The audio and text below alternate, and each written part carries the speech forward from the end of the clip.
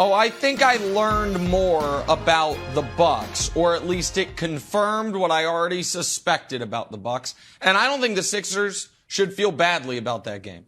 I think they should say, hey, we went up against the team that is going to win the NBA title for the second straight year, and we were this close. Well, that Harden shot missed by a lot. This close to winning the game. And, moral victories there's not much there, but they were close to winning the game.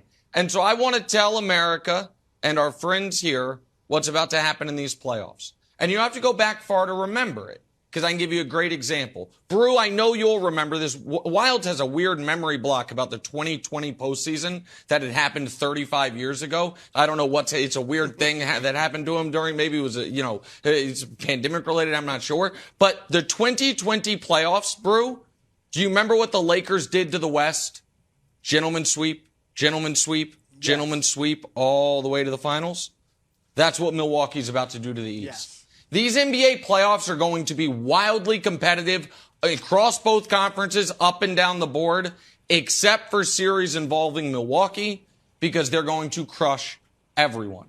They have championship DNA, not fake championship DNA like the team in Brooklyn. They have the best player in the world, not the pretend best player in the world like the team in Denver. They have a supporting cast that knows exactly what they're supposed to do, and they never blink. So no one in the East can throw a scare in Milwaukee. In the West, we will see what happens in the finals. But I do not think we are getting to a Game 6 involving the Bucks, and I know we're not getting to a Game 7. Horrible take. Horrible take. I learned more from this take than I learned from that game last night. The Bucks, first of all, I told you last week, Nick, they're not winning the championship. It's Phoenix, and you can book it, all right? Phoenix Suns. Chris Paul, first NBA title for the franchise and for Chris Paul. Now, to the Bucks, there is absolutely no reason to believe they're going to run through the East like that.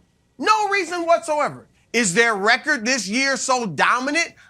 No. And let's look at them against the other 4 Eastern Conference contenders this season. Against Philadelphia, they're 2-1. 1-1 when Joel Embiid plays, all right? Against Brooklyn, they're 2-1. Kyrie missed the 2 losses, played the game that Brooklyn won, dropped 38 on them without Kevin Durant. That was just in February, all right? And Giannis, Drew Holiday, and Chris Middleton played. And, oh, yeah, Nick, they blinked. All right, because Kyrie put it on them. Miami, 2-2. We know Miami ain't scared of them. They beat them in the bubble you referenced in 2020. And Boston, they're 1-2.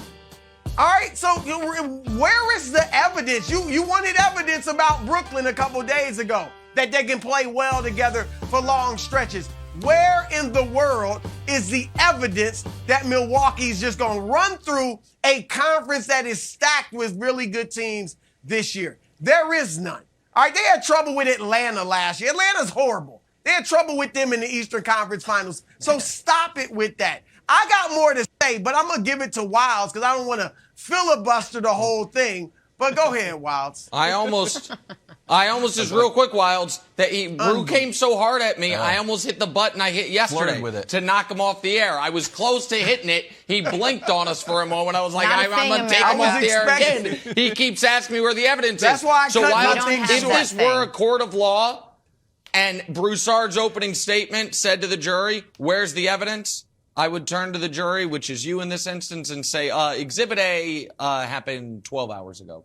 It was last night in a game Philly really wanted, Philly really needed, and Philly was up double digits. And then Giannis just started pressing the go-go gadget buttons on both ends of the court, and they won the game. So Exhibit A is last night, and Exhibit B is these fancy rings we're wearing anywhere we want to go, our championship rings. Those would be my first and second exhibits, and then I would sit back down. Go ahead, Wilds. Okay. Broussard, didn't it feel like there was an inevitability to the win for the Bucks? Even when they were down, Giannis said, you know what? Looks like it's Giannis time. And he started to take over the game. It just felt like a weather pattern. I felt like, it's like I was watching that game. It's like, here comes the storm, and there's nothing you can do about it. It's going to come. You can get out of the way, whatever you want to do. It is happening. And Giannis decided to take the game over, and he did. So I agree with Nick here, Broussard. I hate to leave you out on an island, but it feels like the Bucks are going to run away. I love it on this island. I feel like I'm on Revis Island. That's all right. Come at me, all right? Because I don't know if you guys got calls from my man Barry Baum in my Milwaukee yesterday. John Horst, the GM, they called you this morning and told you to talk us up. Nobody's giving us any love. Look, I'm not taking anything away from Giannis. But to answer the question that Jenna posed, here's the two things I learned, which will address what you guys said. Philly is not. I'm not really in love with Philly. I've told you I'm back on they're not winning it with James Harden. All right, and what we saw last night was Exhibit A. They don't close games well. We can go that's the last 4 years. You know, whether it was playing Atlanta, playing Boston, playing Toronto in the playoffs, they don't close well. And bringing in Doc Rivers for Brett Brown hasn't changed that. And bringing in James Harden for Ben Simmons made it a little better.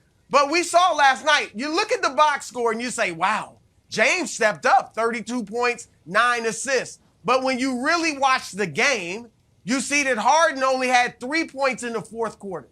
You see that he was 1 for 4 in the fourth quarter, 1 assist as well. And you just saw the play. He bricked the 3-point shot that maybe, could have been the game winner. And missed it wide left.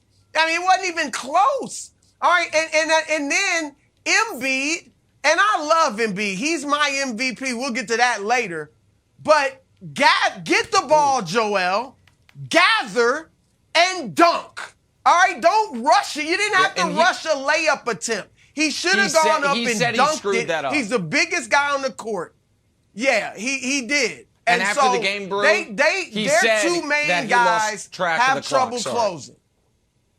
The other thing I want to get to is Doc. I want to get to Doc. Because let's show the last play. 5 out. It's a 5 out, and you go to James Harden for a 3-pointer that you don't need because you can tie it with the 2. What is the benefit of having the best big man in the league that no one can really stop in the paint if I'm spotting him up like he's a 6'3" shooting guard at the end of the game?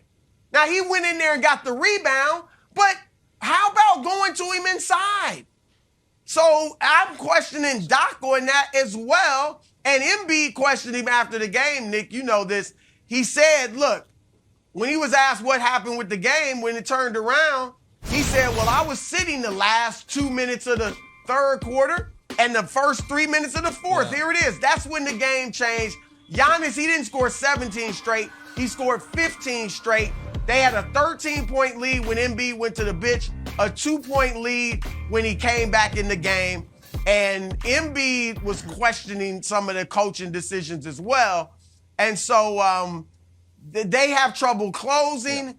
And we know there's questions about Doc, who's blown more 3-1 leads than any coach in NBA history in playoffs. Broussard. Go ahead. I'll throw this to Nick. Then you are the leading candidate for MVP.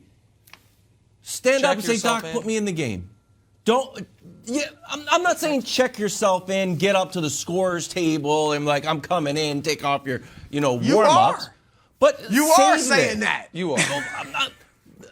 I'm saying go up to Doc or do something. I don't want to hear it in the press conference. It's your team. Don't give me sour grapes in the press conference. I feel like that's unfair to Doc. That's unfair. Well, Embiid's been really good in the press conferences this year, and he hasn't said anything like this. I think it's a little, Monday morning quarterbacking on it, because one of the reasons he doesn't check himself in is because the Sixers have a big lead. And because the lead, Giannis isn't raining threes. I know he hit a couple, but he's going, it's kind of methodical walking down the lead. And then, by the way, Philly did have the opportunity with Embiid in and Giannis on the bench for part of that fourth quarter, where they could have, retaken control of the game. I just want to say one last thing about Giannis to Wilds' point on the videos. This is one of the reasons why when Giannis used to get little barbs thrown at him. Oh, why isn't he guarding the other team's best player for 40 minutes? Even though that typically is not a thing. Like, that's not even the lore of Michael Jordan. It's not what Jordan did. They had Pippen. They had other defenders. You would guard guys in spots. But the reason specifically that Giannis doesn't guard the other team's best player is so he can do that. So he can roam. So he can make the game-saving block. So he can switch out on guys. Like, Giannis is the most effective defensive player in basketball doing what he does. Thanks for watching. Subscribe here to get the latest from the show. Also, be sure to check out more of the best clips from First Things First, or go watch a few segments from our other shows on FS1.